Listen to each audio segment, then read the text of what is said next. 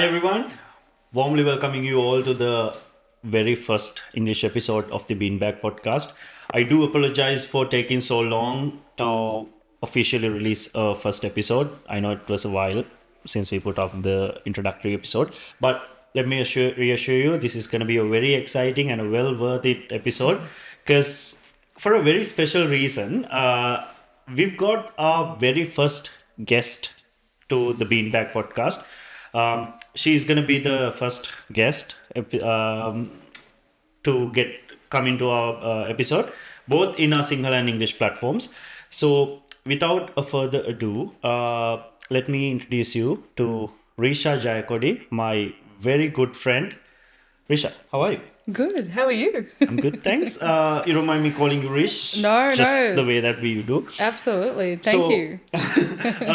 So Rish is a paramedic. Yes. Very compelling job. Very compelling job. I mean, we always had a set of questions to ask a paramedic, and luckily, I know a paramedic. It's very rare that you come across a paramedic. Out of all the people I know here, we know here, she happens to be the only person who's in that career.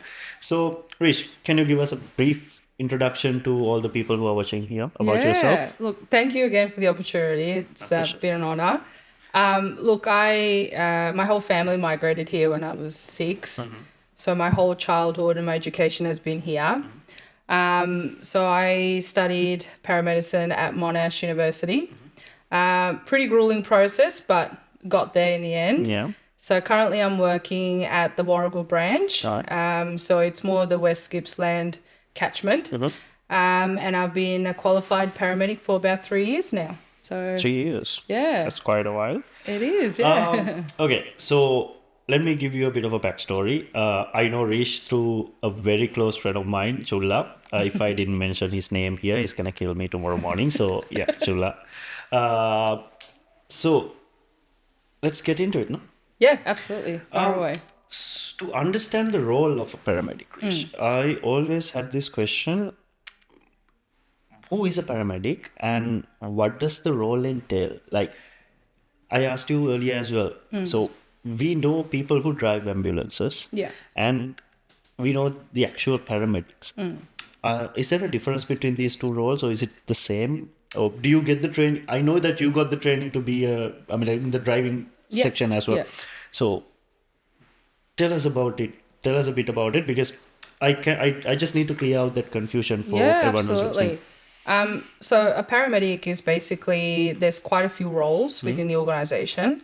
A paramedic can be branched into like an advanced life support paramedic or a mobile intensive care paramedic, or HEMS, like air ambulance. Uh-huh. So basically when you start off in the field first, you do get trained for assisting, emergency cases like medical cases and things like that. So that's part of your learning, and obviously skills associated with that. At the same time, you get trained for Code 1 drivings as well. So being an ALS paramedic, you're literally learning about everything. Learning about how to treat a patient in an emergency situation, as well as driving Code 1s, basically. So Code 1s are... Code 1s are lights and sirens. Lights and sirens, so they're like the most critical codes. Correct, yeah. So anywhere from a Code 0 or a Code 1, we put lights and sirens. Okay. How many codes are there, if you don't mind? So it ranges from Code 0 to Code 5s. Oh, okay. All right. So that's sort of the gist of it all. Okay, let's continue it further down the road. What are the trainings and qualifications you got? I mean, like in your case, how is the process like? How long it took? What are the actual qualifications and everything? Because I know it's a very hard place to get into. Yeah. And it requires a lot of effort and time and patience. Absolutely. It's a very competitive field to get into. So it's a 3-year bachelor degree. Okay. I think at the moment, Monash University, ACU and Victoria University is the universities that provide the course. So after your 3 years... I'm sorry, what is the actual course name? So emergency and health paramedic practice. Okay. So that name differs depending on what university that you go to. but it's the exact same thing that they course. teach you. It's just the naming is a little bit different. Okay. So basically you do that for 3 years. It's the course itself. You learn about cardiovascular system, respiratory, trauma, and things like that. So very in-depth pathophysiology and so forth. So basically what you need to know in order to treat patients or treat people with acutely unwell conditions. Once you've done the course, you are then encouraged to apply for Ambulance Victoria through their website. Once you do that, they will contact you. So it's competitive because it takes time for them to, get back to you with an interview, basically. Okay. So that's how competitive it is. We've got about 500 to 600 applicants every year trying to get into the organization. So it's highly competitive. It has to be competitive because you are doing saving lives. Exactly. It's another human being that you're dealing with. So you have to have the proper requirements in order to pass through this grueling process. So once you pass the interview, you go through the fitness test. There are other requirements in the fitness test that you have to pass through. Okay. So strength, physical, the ability to lift things up and so forth. And once you've passed that, then you've got a psychology test. That just, gets them an understanding of how you are and how you sort of work and that mental capacity, the capability for us to do the job. So they're the 3 things. So once you passed all that, then you get allocated to anywhere they ring you up and you get allocated to any way that they send you, basically. So you don't really have a preference where you go. You just need to get your foot in the field or foot in the organization. Once you're in there, so I got allocated to Bairnsdale. It's quite scenic place. Very scenic, but I had no idea where Bairnsdale was. I literally had to go on Google Maps. I'm like, okay, so that's Bairnsdale. The first thing I know about Bairnsdale, it's very far away. Yeah, absolutely. Turned out to be okay. Oh, it has been an amazing experience and I loved every minute of it. So then once I got allocated to Bairnsdale branch, I had to be there for 12 months. So that 12 months is your graduate program.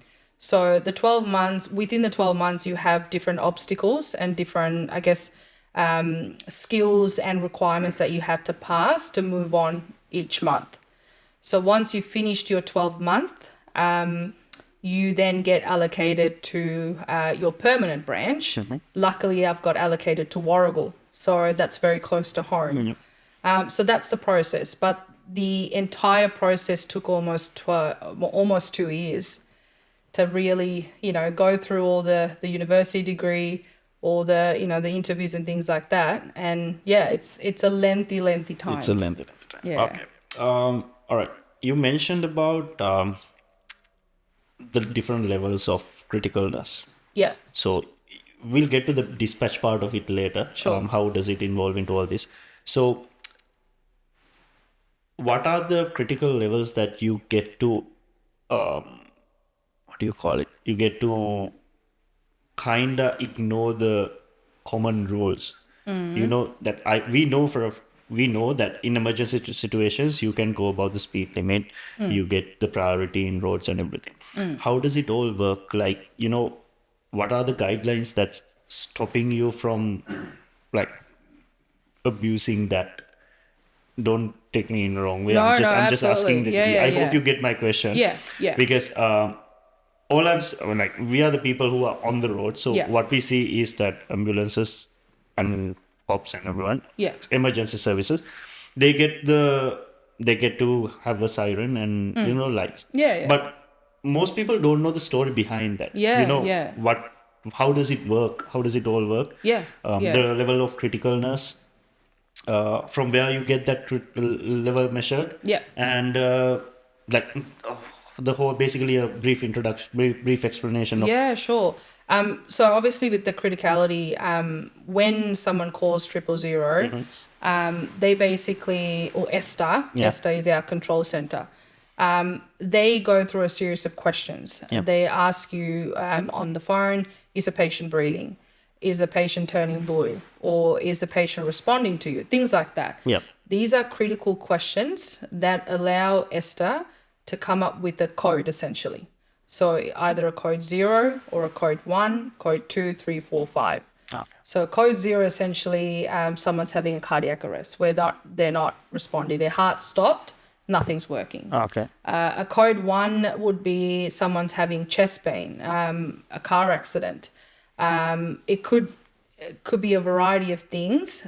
Depending on those questions that they answer, they based what you have said to them, and then they come up with the coding based on what you have spoken to them about, or what you have observed with the person you're with and what you're telling them. So those questions are so imperative for Esther to recognize, okay, this patient is unwell. This patient is going to die or not. So based on that, they send the closest car to the scene, and then that obviously the code categorizes. So when we have a code 0 or a code 1, that's when we are required to put our lights and sirens so we can get there from A to B faster. Now, our safety on the road is imperative and to everyone else. So just because we've got lights and sirens, it doesn't mean we can go 180 kilometers per hour. So let's say the road's at 100 Ks, we can only go 20 Ks above the limit. So we still have to drive at a certain speed. And we have to make sure that we do that, because if I'm unsafe on the road and I can't get to the patient, what's the point? So it's all about safety, and we still have to abide by the Victorian road rules. Yeah, like you mentioned earlier, like the first second the drivers see the sirens and lights, they panic. Their instinct is to get shocked. Exactly. Like, they just want to get out of the road as fast as they can, or make definitely. way. They don't really pay attention to the people around them. No. So Another thing I need to point out is that it's really important that if we do have our lights and sirens on, it is for a really important reason.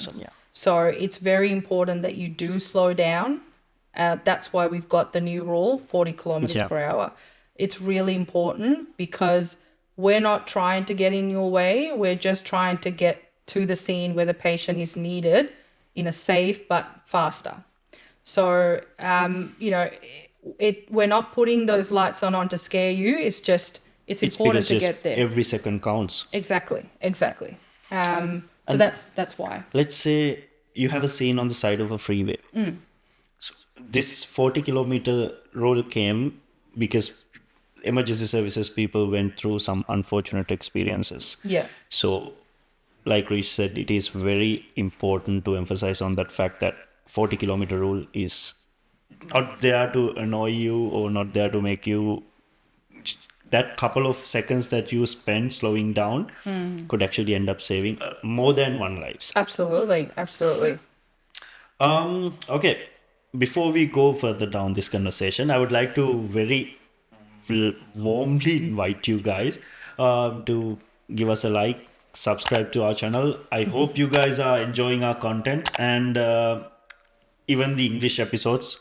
I promise to bring English episodes more frequently. We really suck at keeping up, with our promises, but I'm trying. We are trying from our end.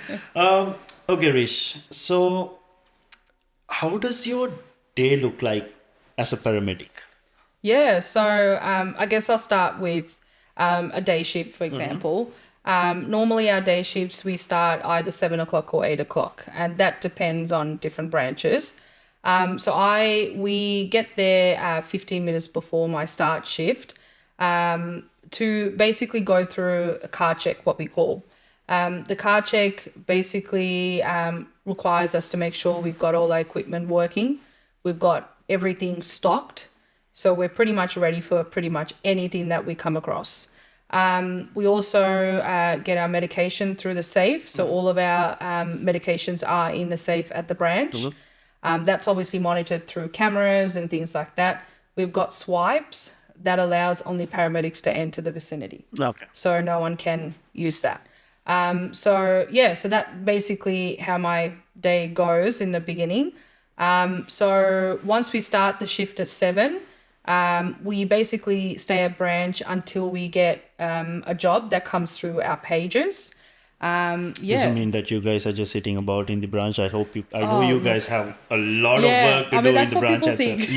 Yeah, yeah. Look, it's until we get a job, we have the flexibility of doing, errands, runs, and things like that. But it's more than that. We've got so much training to do, upkeep of our skills, studying. There's ever changing field in this medical field, essentially.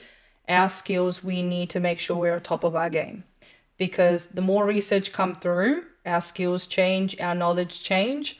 So we need to make sure we're keeping that. Yep. So there's a lot to do at branch, going through our annual LMS stuff, for example, going through different modules that we work on so that we can keep up our skills and knowledge. So there's a lot to do at branch, but we always start the day with a coffee. That's the most important That's thing. a must. That's a must. Regardless of your whatever you do. Yeah, you know, 100%. in order to save a life, you have to save your morning first. Exactly. I need that You need the sugary coffee. rush, the Coffee is caffeinated awesome. rush. What inspired you to become a paramedic? I Was it something that you always wanted to do? honestly no, but I've always been very community oriented. I'm always wanted to do or give something back to the community. During high school, I did a lot of volunteer work, aged care, soup kitchens for homeless people. So I always felt like I need a purpose. As cliche as this sounds, this job has given me so much purpose in life, because I feel like I'm giving back to the community and I'm not stuck in one place.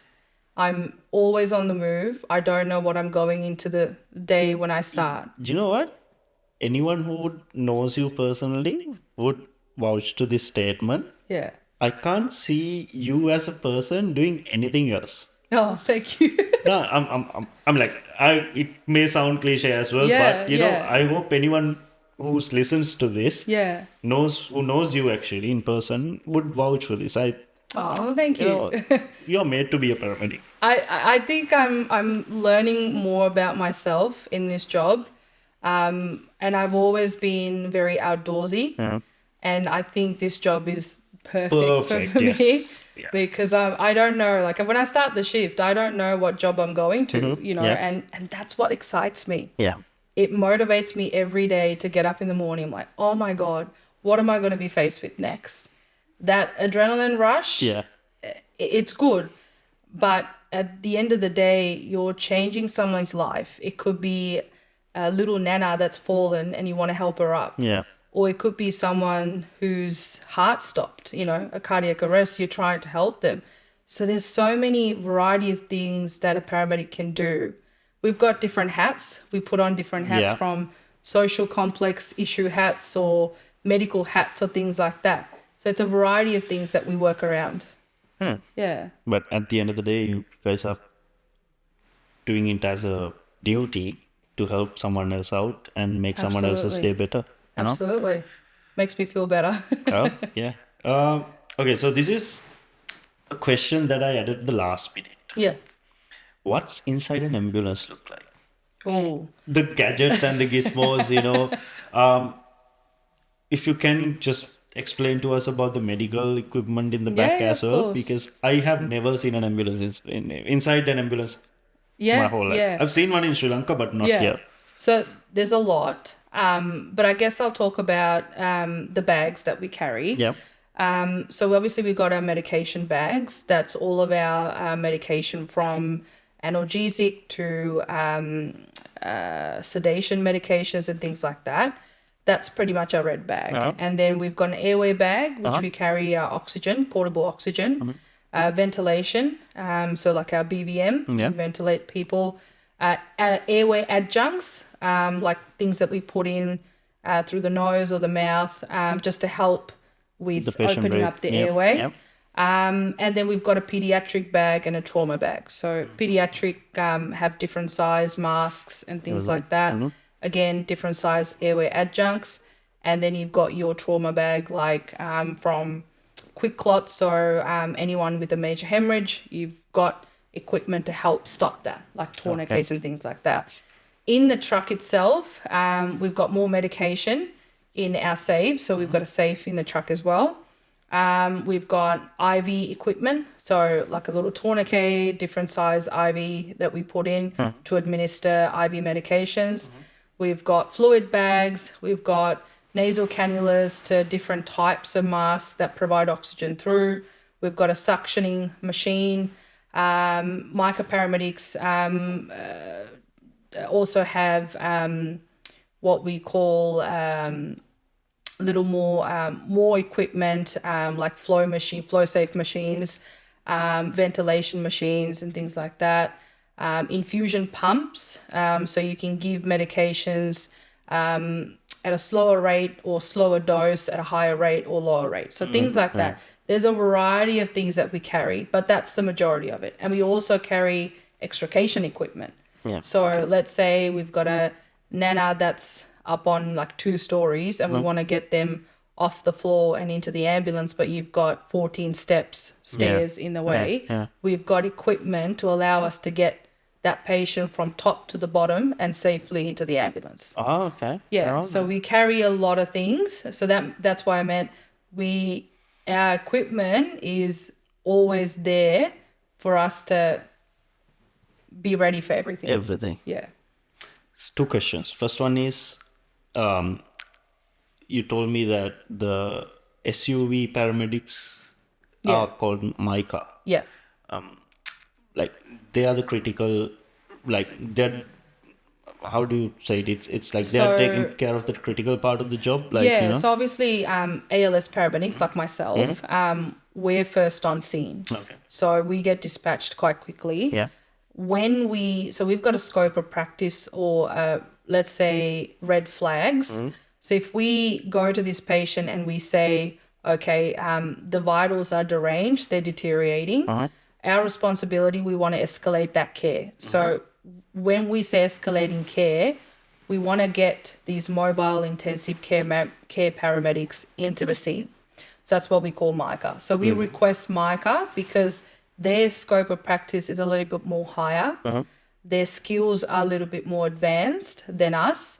So we want them to come to the scene to assist us with whatever that is required for the patient. Okay. So these intensive care paramedics, as an ALS, you'll need to do further studies and further training to essentially become a MICA paramedic. Okay. So they either travel in a unit, so one SUV car, or they pair up with an ALS, like a PRU car. That's what we call that. So an ALS and a MICA, or 2 MICAs. So depending on the region you're in, there's different varieties of how MICAs pair up. Okay. All right.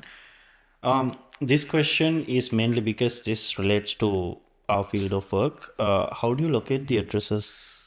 Like like you said, you could get a case out of nowhere, like, that you can't reach out of major artery or somewhere. Yeah. How do you get the pinpoint, like exact pinpoint? Can you triangulate? Can the dispatch triangulate a call? Yeah, so when you guys call 000, they will go through your series of questions and they will ask you what the address is and so forth. Yeah. Sometimes if we get a third party call and they say, oh, this patient's located closer to a train station or whatever, majority of the time we do get the address because majority of the calls do come from residential areas. Yeah. So that's easy for us. But sometimes you go to a car accident and it could be the location would be corner of Clyde Road or Cranbourne Road or Grice's Road, whatever. So based on those instructions, we go there.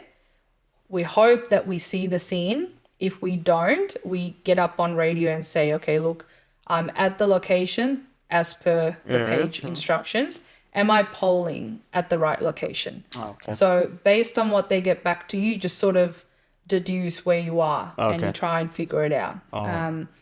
But we tend to get cases, especially in summer times with quad bikes. They go on like tracks in high countries. So sometimes we do need a 4-wheel truck. Some branches do have a 4-wheel truck, like an ambulance equipped with everything. that can go on gravel road and things like that. So you have to be four-wheel trained to do that. So they try and give us the best location as close as possible. But majority of the cases, we tend to find them fairly quickly. Yeah. So imagine that I get into a car crash. Yeah. There's no one else to be seen. And I call 000, and before I can tell them the address or the location I'm in, I pass out. Yeah. Can they triangulate my location? Obviously they can track your call. Yeah. That's one. Yeah. Otherwise. I'm only asking this because it could be very vital that time. Yeah, absolutely. Because obviously they can trace the call. Yeah. You're not going to get 100% accurate location. There are systems in place that can track the call. And obviously every cell tower, that's its capabilities there. And then our own ambulances have a tracking system. So Esther knows where we are, where we're polling. So based on where the location of that call is coming through, as well as our location, we can try and come up with a way that can get closer to you. It's a massive operation behind it. There's a lot going on. Massive operation. Yeah, it's a lot going on. Okay. This is, I don't know how you will want to answer to these questions, but please do try. Yeah, go for it. How do you balance your emotions at the end of the day? I know for a fact that it's a very high demanding job. It takes a lot to keep your head high and, do what you do. Yeah. How do you manage the emotions? How do you face all that and be you? Yeah, that's a great question. Because it's tend to eat you away if you don't manage it right. Absolutely. Look, within the organization, they've got proper policies and procedures in place. Yeah.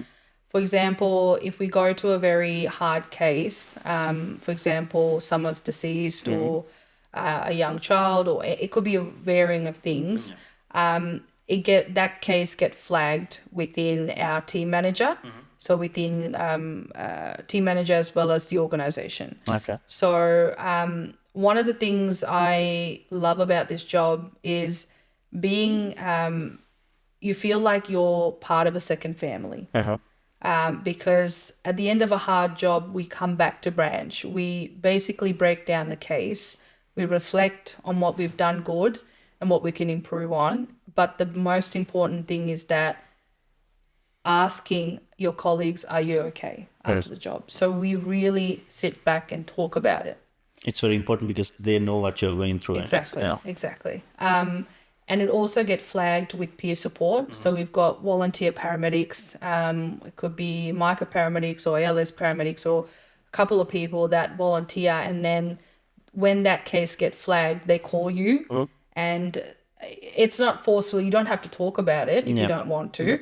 But they tend to come up. They call you and say, hey, look, we've known that you went to this case. Are you okay? So there's that flexibility there.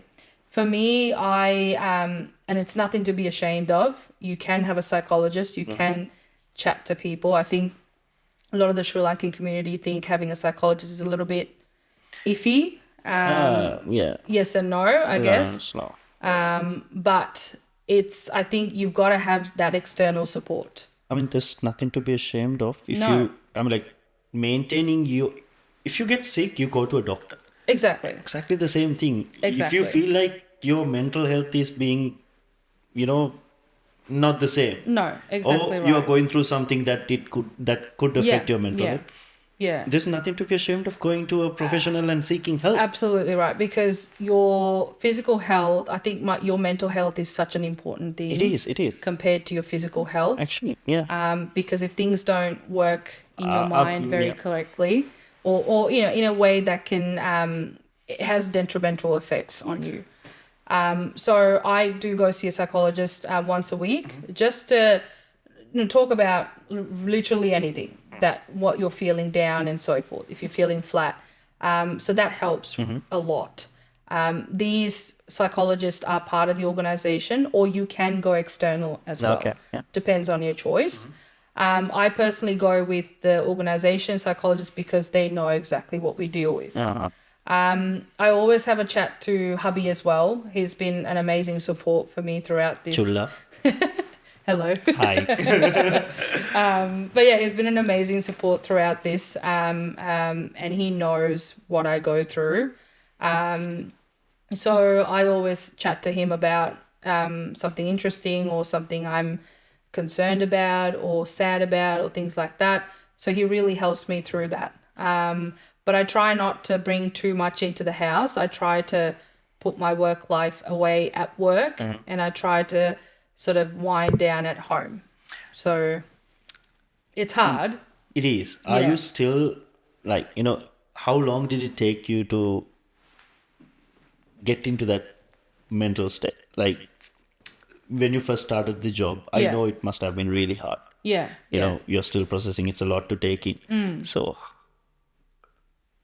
how long did it take you to, I know this is a very stupid question, but No, how long no, did it's- how long did it take you to balance it out, or are you still figuring it out, or it's going to be a constant battle Yeah, anyways, yeah, regardless. definitely. It depends on what I'm exposed to. Mm-hmm. Okay. I'm still balancing it out Yep. because it's not like I said. I don't know what I'm going into. I don't know what I get exposed to each Yeah, day. yeah. So it really depends on what that exposure is. But I'm better at controlling my emotions because if I'm anxious or if I'm breaking down in any way, I can't help that Someone patient. else, yeah, that's true. So, but it doesn't mean I'm not vocal about it and I don't talk to someone. But I try to manage my emotions then and there, so I'm capable of assisting that person who needs me. Yeah, that's true. But I always look after myself. I do things like I've got different hobbies that I do to help me relax and sort of, wind down from all of that on my days off. Having a social life and balancing that is difficult, especially shift work. Yep. But when I do have that time, I make sure I spend that time with my husband, my family, friends as much as I can. Sure. Yeah. Okay. All right. We are getting to the last bit of our conversation because Awesome. we've been talking for a while now. I think we got Sahan back there. He's the tech guy today. Because we only got 2 bean bags for now. You can come in the middle, Sahan. Yeah, you can come in the middle. Could you share the most rewarding experience of your career so far? Oh, there's quite a bit. And you have to tell us about that lake incident as well. Lake incident. The boat where you had to. Yeah, that was fun. Yeah. Look, rewarding. It's rewarding every day. Because I might not be a doctor or a surgeon or in any way, but I feel that I can connect with people quite easily with this job. It's more than a medical job. We go to a lot of elderly population, a lot of the elderly community, just by sitting next to them and having a chat, saying, are you okay? Things like that. That communication part, it's so vital in our job. And I feel like just by doing that, we make a little change. And then we get into the medical jargon of it all. But I think the most rewarding for me is that I get to meet different people. And I'm so grateful that I do get to meet, have that opportunity. I get to move around quite a bit, travel everywhere. And this job has allowed me to understand how fortunate we all are in comparison to some of the things that we face. It's every day, it's rewarding. It's not about, driving fast or, doing some... Having the sirens on and Yeah, everything. yeah. It's going to the most scariest scene or Yeah. doing the most fun thing. It's the There's a little lot things. more to this job than any of that. So I'm so grateful for getting that opportunity to give back to community and be part of the community as well. And that's the most important thing for me, really. Yeah. Okay. And you didn't tell us about that boat Oh, incident. I'm very keen on knowing that. Boat incident because was mainly because it depicts the level of hardships that you guys have to face in order to yeah, get to someone who yeah. needs help. Absolutely, because that incident was my second day as a graduate paramedic. So that was in Lakes Entrance. Yep. We were dispatched to a code 0, so cardiac arrest patient.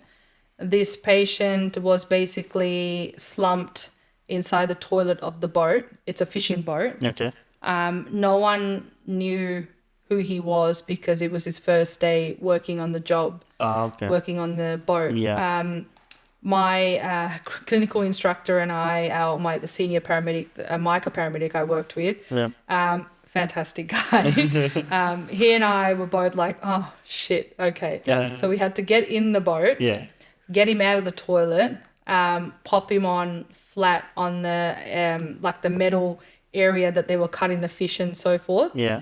And unfortunately, we didn't have a successful outcome for this patient, which was very unfortunate.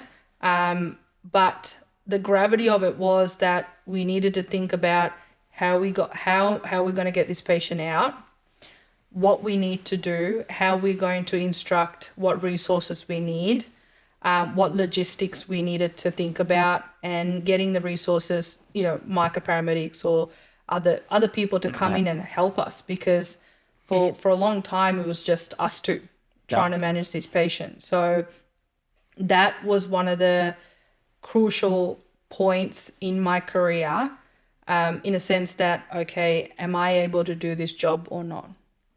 And it went well, obviously, in terms of how we managed it, but obviously, like I said, not a successful outcome.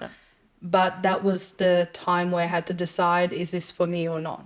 But in the end, it was. You're still there, hanging on. That's it. Okay.